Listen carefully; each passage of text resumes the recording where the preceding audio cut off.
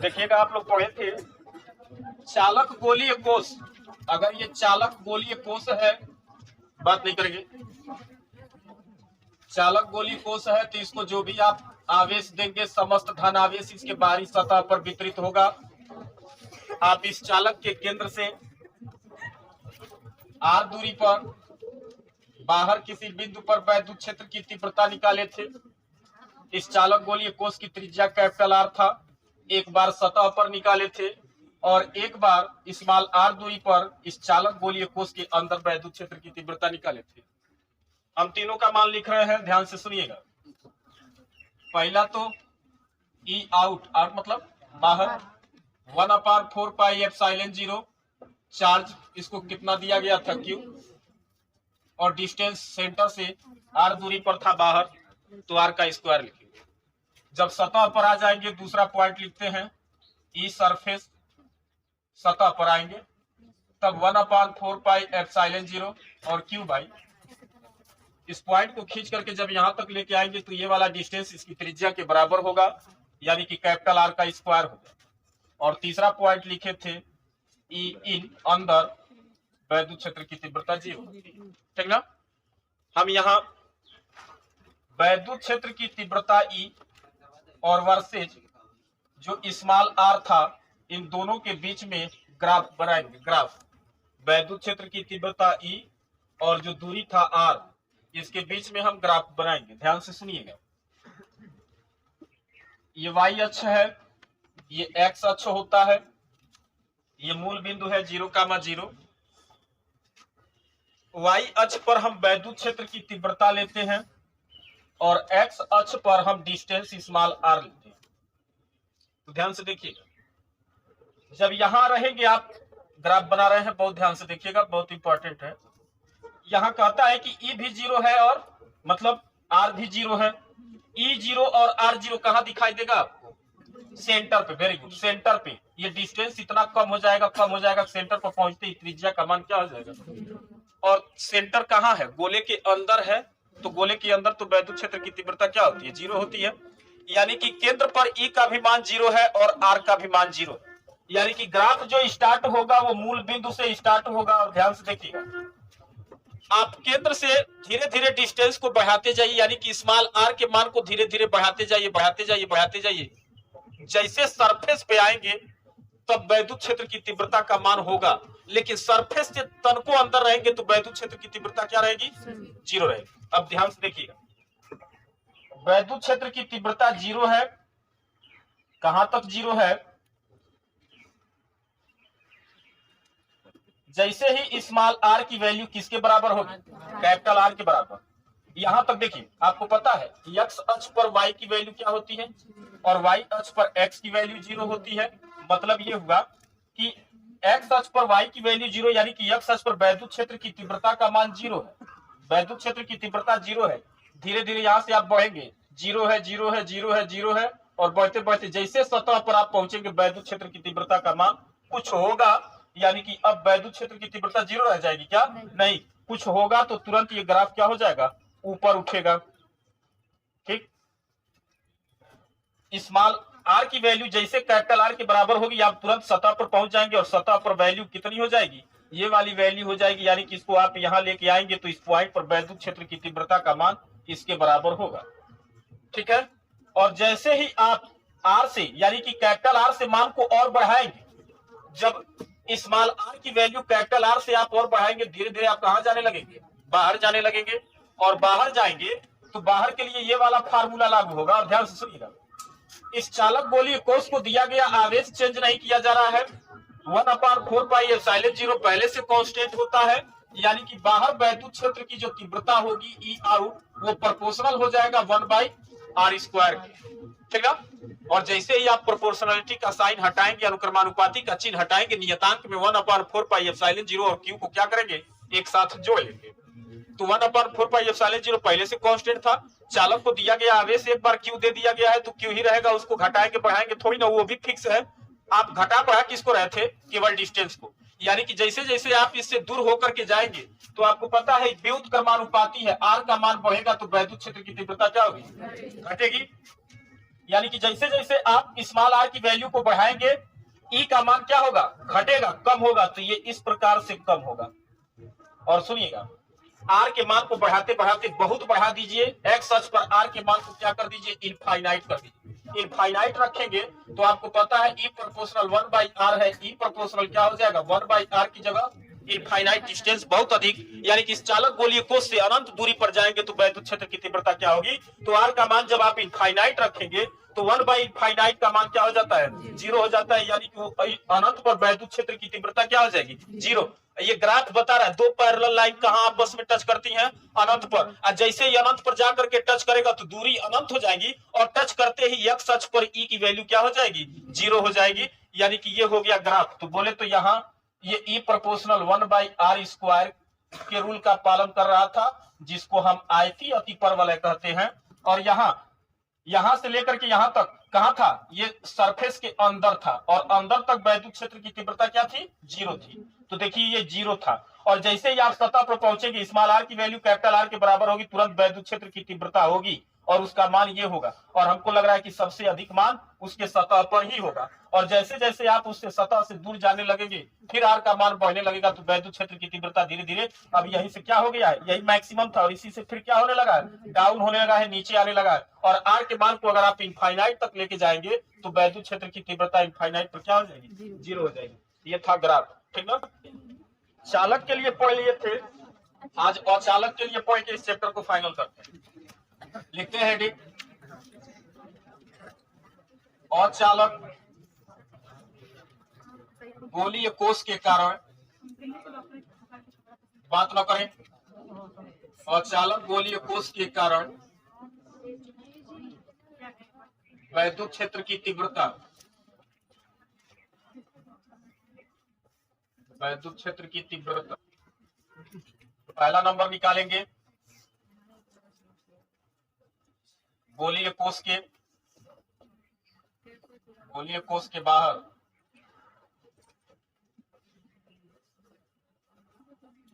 आएंगे, small are की value greater than are हो जाएगी। देखिएगा यहाँ एक चालक गोलीय कोष लेते हैं, इसका सेंटर है O, इसकी त्रिज्या है कैपिटल R। ये अचालक है, इसके पहले आप चालक पढ़े थे।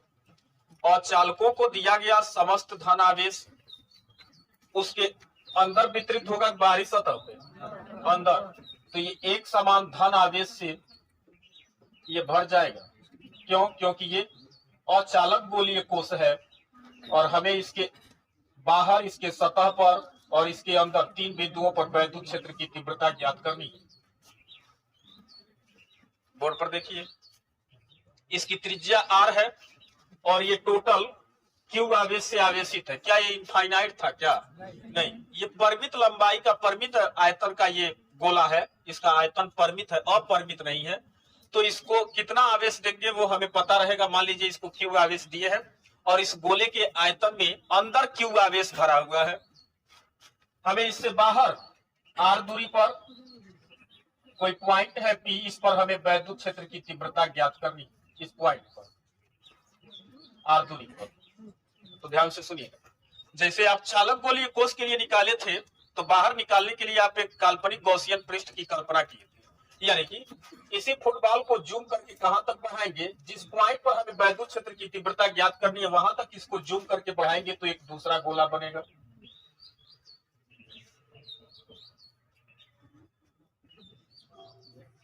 ठीक ना, ये दूसरा गोला, इसको लिखते हैं ये काल्पनिक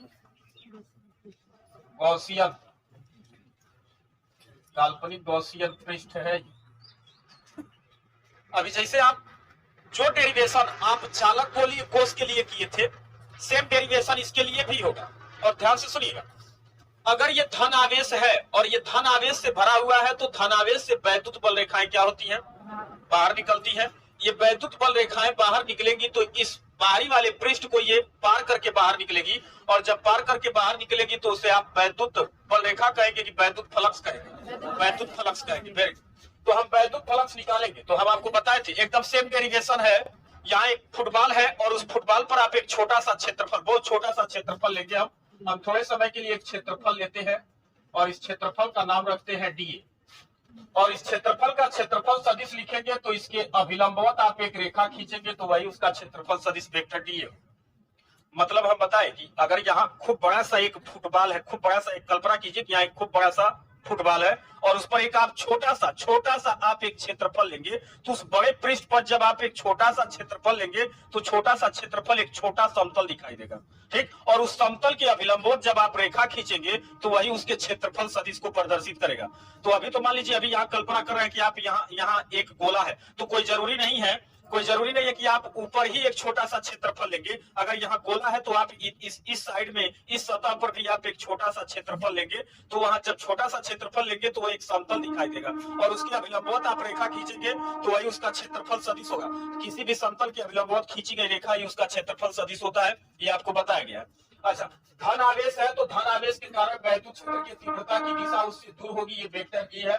दोनों के बीच का एंगल थीटा बराबर 0 डिग्री होगा। एक बात और बताएं, अगर ये धन आवेश है तो इस पृष्ठ से सब, ये जो, ध्यान से सुनिएगा हम क्या समझाना चाहते हैं, ये जो अंदर वाला गोला है इसके बाहरी पृष्ठ से ये बाहर वाले गोले की सबका डिस्टेंस क्या होगा, आपस में समान होगा कि बदला रहेगा, सब सेम रहेगा। यानी कि हर पॉइंट पर वैद्युत क्षेत्र की तीव्रता भी क्या होगी, समान होगी, एक समान होगी, कहीं कम और कहीं अधिक नहीं होगी। कहा, इस बाहरी वाले गोले के सतह पर वैद्युत क्षेत्र की तीव्रता एक समान होगी, क्योंकि छोटे वाले गोले से ये सभी पॉइंट क्या होंगे, समान डिस्टेंस पर होंगे और आवेश की मात्रा भी फिक्स रहेगी और डिस्टेंस भी फिक्स रहेगा। और जब आवेश और डिस्टेंस फिक्स रहेगा तो वैद्युत क्षेत्र की तीव्रता भी फिक्स हो जाएगी, यानी कि ई कांस्टेंट हो जाएगा। अब आप लिखेंगे, क्या लिखेंगे, क्षेत्रफल अवयव डीए से गुजरने वाला वैद्युत फ्लक्स, छोटे से क्षेत्रफल से निकाल रहे हैं वैद्युत फ्लक्स, और क्या लिखेंगे आप, उसके लिए डी फाई ई लिखेंगे। और वैद्युत फ्लक्स कैसे निकलता है, तो वैद्युत क्षेत्र की तीव्रता और क्षेत्रफल सदिश के डॉट प्रोडक्ट से निकलता है। ये तो छोटे से क्षेत्रफल, यानी कि जो आप डीए क्षेत्रफल लिए थे उससे, अगर यहाँ फुटबॉल है तो आप छोटा छोटा डीए टच करते हुए बनाते चले जाएंगे तो सभी डीए मिल करके क्या करेगा, पूरे गोले के पृष्ठ को कवर करेगा। तो अब लिखते हैं, क्या लिखेंगे, संपूर्ण गोले के कारण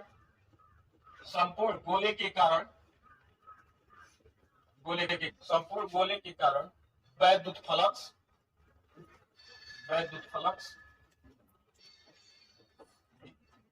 क्या वो डी फाई ही रहेगा, नहीं, अब वो फाई ई होगा। और संपूर्ण पृष्ठ बंद पृष्ठ है क्या, तो क्लोज इंटीग्रल होगा और ई और डीए का डॉट प्रोडक्ट तोड़ेंगे तो ई डीए कॉस, और थीटा का मान डायरेक्ट लिखे हम 0 डिग्री है। 0 का मान 1 होगा, 1 का मल्टीप्लाई करेंगे तो ई इंटू डीए ही रहेगा। इसमें ई कांस्टेंट है, बाहर निकल के आएगा, क्लोज इंटीग्रल क्या होगा, डीए। और आप लिखेंगे क्लोज इंटीग्रल डीए बराबर पूरे गोले का क्या क्षेत्रफल, और वो बराबर क्या होगा 4 पाई, और बड़े वाले गोले की त्रिज्या स्मॉल आर है तो 4 पाई आर स्क्वायर होगा, यानी कि ई इंटू और डीए, क्लोज इंटीग्रल डीए का मान निकल के आया 4 पाई आर स्क्वायर। ये वैद्युत फ्लक्स हम निकाले, पूरे गोले से गुजरने वाला वैद्युत फ्लक्स किस विधि से निकाले हैं, dot product vector E dot DA से।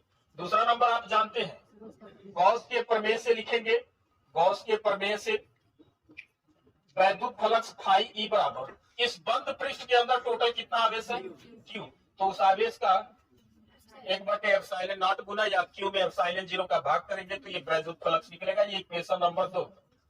समीकरण 1 और 2 देखिएगा, हम बताए बार बार आपको बोलेगी, तरीका अलग है लेकिन मान एक ही होगा, ठीक ना। तब जब मान एक ही है तो लिखेंगे समीकरण 1 व समीकरण 2 से दोनों का यूज करेंगे। लेफ्ट वाला साइड बराबर है तो राइट वाले को भी बराबर होना पड़ेगा, तो E into 4 pi r square बराबर क्यू अपॉन ε0। ई का मान निकालेंगे, टोटल पार्ट उधर भेजेंगे, डायरेक्ट लिखते हैं 1/4 पाई ε0 और क्यू बाई क्या होगा आर स्क्वायर होगा। मतलब सुनिए, मुझे लग रहा है कि आप जो चालक गोलीय कोष के लिए वैद्युत क्षेत्र की तीव्रता निकाले थे, जो प्रोसेस किए थे, सेम प्रोसेस सेम फार्मूला निकल के आया है। सही बात है, कोई चेंजिंग नहीं है, कुछ भी चेंजिंग नहीं है। फर्क क्या था कि जब ये चालक गोलीय कोष था तो अंदर कोई आवेश नहीं था, और अंदर कोई आवेश नहीं था तो उसके लिए आप वैद्युत क्षेत्र की तीव्रता गोलीय कोष के अंदर क्या माने थे, निकाले थे, ई का मान 0 निकाले थे। लेकिन यहाँ अंदर आवेश है कि नहीं है? आवेश तो है, तो क्या अभी भी अंदर वैद्युत क्षेत्र की तीव्रता 0 रहेगी? नहीं, अंदर वैध मतलब सेम प्रोसेस दोनों में, चालक और अचालक में दोनों प्रोसेस बाहर के लिए और सतह के लिए सेम रहेगा। फर्क क्या होगा? सिर्फ अंदर के लिए। अगर चालक रहेगा तो अंदर वैद्युत क्षेत्र की तीव्रता 0, और ये अचालक हो जाएगा तो इसके लिए अभी हम निकालते हैं। दूसरा का नंबर आप निकालेंगे तो ध्यान से देखिएगा, अभी तो ये बाहर निकाले आप, और जब सतह पर निकालेंगे तब सतह पर, दूसरा पॉइंट सतह पर आएंगे तो स्मॉल आर की वैल्यू किसके बराबर हो जाएगी? कैपिटल आर के बराबर हो जाएगी। यानी कि इस पॉइंट पी को खींच करके धीरे धीरे जैसे इसके सतह पर लाएंगे, ये स्मॉल आर वाला डिस्टेंस कम होते होते कम होकर के और इसकी त्रिज्या के क्या हो जाएगा? बराबर हो जाएगा। तब स्मॉल आर का मान कैपिटल आर के बराबर रखेंगे, तब ये ई, और सतह पर निकाल रहे हैं तो ई सतह बराबर 1/4 पाई एप्सिलॉन 0 और क्यू अपार क्या हो जाएगा? कैपिटल आर स्क्वायर हो जाएगा। ठीक है, अब हम तीसरा का पॉइंट, यही मेन है, ध्यान से देखिएगा। अंदर निकालते हैं, डायरेक्ट अंदर लिख रहे हैं, इसमें स्मॉल आर लेस देन क्या हो जाएगा? कैपिटल आर की। बात ना करें, ध्यान से सुनिएगा।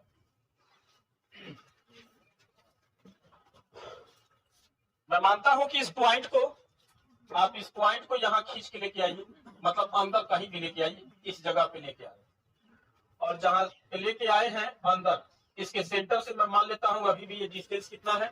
स्मॉल आर है। और हमें इस पॉइंट पर वैद्युत क्षेत्र की तीव्रता ज्ञात करनी है। इसके लिए हम क्या करते हैं, फिर इस दूरी को रेडियस बना करके और पॉइंट ओ को सेंटर बना करके फिर यहां हम एक गॉसियन पृष्ठ खींचेंगे। गॉसियन पृष्ठ खींचाइए, ध्यान से समझिए। क्या इस गॉसियन पृष्ठ के अंदर आवेश है कि नहीं है? ना, आवेश है। अब बात समझिएगा, कितना आवेश है हमको पता नहीं है, हम थोड़े समय के लिए इसके अंदर आवेश मान लेते हैं Q डैश है। ठीक, इतना मान सकते हैं। अभी आगे देखिएगा, थोड़ा सा हमें यूज करना पड़ेगा। लिखते हैं माना अचालक गोलीय कोष का आवेश घनत्व रो मान के चलेंगे क्या? क्योंकि गोला है और इसके पास आयतन है, और आयतन वाली वस्तु का आवेश घनत्व रो लेते हैं, और क्षेत्रफल वाली वस्तु का आवेश घनत्व सिग्मा, और लंबाई वाली वस्तु का आवेश घनत्व लैम्डा लिया जाता है। इसका आवेश घनत्व हम रो मान के चल रहे हैं। देखिएगा, यहां तक हम लिखे थे कि माना और चालक गोलीय कोष का आवेश घनत्व रो है। अब सुनिएगा, ये जब आवेश घनत्व रो मान लिए हैं आप, तो आपको पता है हम इसका डिफिनीशन बताए थे, रो बराबर कोई बताएगा कितना होगा? Q/V। हम बताए थे कि अगर मान लीजिए कोई वस्तु है जिसका आयतन V है और पूरे V आयतन में Q आवेश है, तो एकांक आयतन में उपस्थित आवेश की मात्रा Q/V को ही आवेश घनत्व कहते हैं, जिसको रो से प्रदर्शित करते हैं, यानी कि रो बराबर Q/V होना चाहिए। अभी सुनिएगा, देखिए बोर्ड पर, अगर यहां से आप Q का मान निकालोगे तो Q बराबर V इंटू क्या होना चाहिए? रो होना चाहिए। अभी देखिए, सुनो, बहुत लॉजिक है यहाँ, सुनिएगा। हम पहले इसी फार्मूले को चेंज करते हैं, उसके बाद अंदर आके निकालते हैं। पहले बाहर वाले फार्मूले को चेंज कर दें तो सुनिएगा, अगर इसका टोटल आवेश कितना था? Q था, और इसका आवेश घनत्व तो थोड़े समय के लिए क्या माना गया है? रो माना गया है। तो हम Q बराबर V इंटू रो भी लिख सकते हैं, और V की जगह पर आप क्या लिख सकते हैं? V बोले तो इस वाली वस्तु को जिसको आप कितना आवेश दिए थे? Q आवेश दिए थे, तो इस गोले का आयतन कितना होना चाहिए? तो आप लिख सकते हैं गोले का आयतन V बराबर 4/3 पाई, और उसकी त्रिज्या क्या थी? कैपिटल आर थी ना, इसकी तो त्रिज्या कैपिटल आर थी, तो R³ हो जाएगा। यानी कि Q का मान अब लिख सकते हैं, V की जगह पर लिखें 4/3 पाई R³ इंटू क्या लिखें? रो था तो रो भी लिख दिए। अब सुनिएगा, ये बाहर था वैद्युत क्षेत्र की तीव्रता 1/4 पाई एप्सिलॉन 0 Q/R² था। लेकिन सुनिए, जब आवेश के फॉर्म में, आवेश के रूप में लिखना होगा तब इस फार्मूले का यूज करेंगे, और कभी कभी आवेश घनत्व तो दे देता है, यानी कि Q न दे करके खाली क्या दे देगा? रो देगा। तब Q की जगह पर हम मान चेंज करते हैं, Q का मान निकाल लिए हैं 4/3 पाई आर क्यूब इंटू क्या लिखेंगे रो। कुछ कटेगा क्या? हमको तो लग रहा है ये 4 से 4 और पाई से पाई कटेगा। ई बराबर ऊपर आर क्यूब इंटू रो और डिवाइड बाई 3 नीचे आ जाएगा और क्या हो जाएगा 3 एप्सिलॉन 0 इंटू आर का स्क्वायर हो। ठीक ना? अब बोले अगर आवेश के रूप में अगर न्यूमेरिकल में चार्ज का मान क्यू का मान दिया है तब इस फार्मूले का यूज करेंगे। कभी कभी चार्ज क्यू का मान नहीं देता है, आवेश घनत्व रो का मान देगा। ठीक ना? तो जब रो देगा तो आप यहाँ रो का मान रखेंगे और ये आर क्यूब बोले तो गोले की आपको त्रिज्या पता ही रहेगा, वो भी दिया रहेगा और कितनी दूर पर आप बाहर निकाल रहे हैं स्मॉल आर का भी मान आपको दे देगा, तब आप वैद्युत क्षेत्र की तीव्रता निकाल सकते हैं। ठीक ना? ये किस रूप में निकालेंगे? तो ये आवेश घनत्व में। और यहाँ किस रूप में निकाला गया है? तो सिर्फ आवेश के। अभी सुनिएगा, ये तो क्या था, बाहर था ना, बाहर था। अभी सतह पर आते हैं, सतह पर पहुंचेंगे तो r q into rho divide by 3 epsilon 0 और स्मॉल आर की जगह पर आप क्या रख देंगे कैपिटल आर। तो लिखे यहाँ कैपिटल आर का स्क्वायर और यहाँ बगल में लिखेंगे क्योंकि स्मॉल आर बराबर क्या रखा गया है कैपिटल आर। ये कटेगा क्या? तब इस सतह पर मान निकल के आएगा, इस सतह बराबर रो अपॉन 3 एप्सिलॉन 0 और इंटू में क्या लिखे आर लिखे। तो ये होगा सतह पर रहेगा तो केवल गोले की त्रिज्या आपको दे देगा, आवेश न दे करके, यानी कि क्यू का मान न दे करके अगर आवेश घनत्व तो दिया है तो इसका मान रखेंगे, तब भी आप वैद्युत क्षेत्र की तीव्रता निकालेंगे। अभी अंदर निकालना है, ई इन अंदर लिखते हैं 1/4 पाई एप्सिलॉन 0 और सुनिए इस छोटे वाले गोले के अंदर हम कितना आवेश माने थे क्यू डैश। तो जैसे यहाँ आप क्यू माने थे, पूरा आवेश क्यू था, ठीक ना, वैसे उसके लिए आवेश क्यू डैश हो गया है तो क्यू डैश बाई क्या लिखेंगे आर स्क्वायर लिखेंगे। क्यू डैश सुनिए, क्यू डैश हम माने थे, हमको थोड़ी ना पता है कि इसके अंदर कितना आवेश है। क्यू डैश आप माने थे, अभी हम इसी फार्मूले का यूज करते हैं। सुनिएगा, तो लिखे क्यू डैश बराबर आप लिख सकते हैं वी डैश इंटू रो भी लिख सकते हैं। आवेश घनत्व तो वही रहेगा, आयतन बदल जाएगा। सुनिए, ये बड़े वाले गोले का आयतन अगर कैपिटल भी था तो छोटे वाले का आयतन क्या मान लेंगे वी डैश मान लेंगे।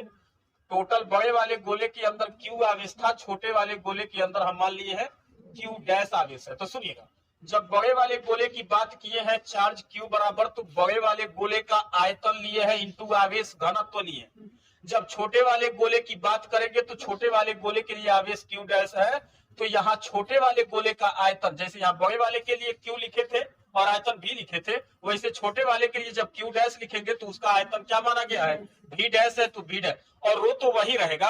और वी डैश का मान आप निकाल सकते हैं, छोटे वाले गोले का आयतन लिख सकते हैं, क्या लिखेंगे वी डैश बराबर 4/3 पाई और क्या लिखेंगे स्मॉल आर क्यूब, क्योंकि छोटे वाले गोले की त्रिज्या क्या थी स्मॉल आर थी। मतलब और ये तो वी डैश का मान हो गया, इसी मान को उठा के आप यहाँ रखेंगे तो क्यू डैश बराबर 4/3 pi small r cube into rho निकल के आ गया। सुनिए देखिए, अभी यहाँ निकाले थे आप क्यू का मान 4/3 pi capital R cube into रो था, यानी कि पूरे बड़े वाले गोले का आप आवेश लिखे थे तो बड़े वाले गोले की त्रिज्या शामिल थी। अभी आप छोटे वाले गोले का आवेश लिख रहे हैं तो छोटे वाले गोले की त्रिज्या शामिल होगी, स्मॉल आर क्यूब शामिल हुआ, यही इसमें लॉजिक है। अब इसी मान को उठा करके क्यू डैश की जगह पे रखेंगे तो ई इन अंदर वैद्युत क्षेत्र की तीव्रता 1/4 पाई एप्सिलॉन 0 और क्यू डैश की जगह पर लिखेंगे 4/3 पाई आर का क्यूब इंटू रो और बटे स्मॉल आर स्क्वायर।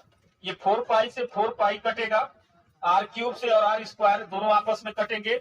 ई इन यानी कि अंदर वैद्युत क्षेत्र की तीव्रता क्या निकल के आएगी, तो लिखते हैं इसको रो ऊपर बचा है, नीचे ये 3 का एप्सिलॉन 0 के साथ मल्टीप्लाई होगा तो 3 एप्सिलॉन 0 और इंटू आर क्यूब में एक आर बचा रहेगा तो इसके साथ आर का मल्टीप्लाई कर लेंगे। मतलब अब ये आर का मान कुछ भी हो सकता है, आर का मान कुछ भी हो सकता है। कितना डिस्टेंस पर अंदर वैद्युत क्षेत्र की तीव्रता निकालनी है, ये याद रहे, ये स्मॉल आर जो है ये गोले के अंदर वाला डिस्टेंस है, कहां से, उसके सेंटर से। तो सेंटर से कितनी दूरी पर स्मॉल आर का मान आपको दे दे और इसका आवेश घनत्व दे देगा रो, ठीक। और उसके बाद 3 एप्सिलॉन 0 का मान आपको पता ही है, तो आप अंदर वैद्युत क्षेत्र की तीव्रता निकाल सकते हैं। मतलब एक बात बता दें, आप अंदर कभी भी आवेश के रूप में वैद्युत क्षेत्र की तीव्रता नहीं लिख पाएंगे। हमेशा किस फॉर्म में लिखेंगे? आवेश घनत्व के फॉर्म में लिखेंगे। बात समझ रहे हैं? तो ये आवेश घनत्व के रूप में निकाले।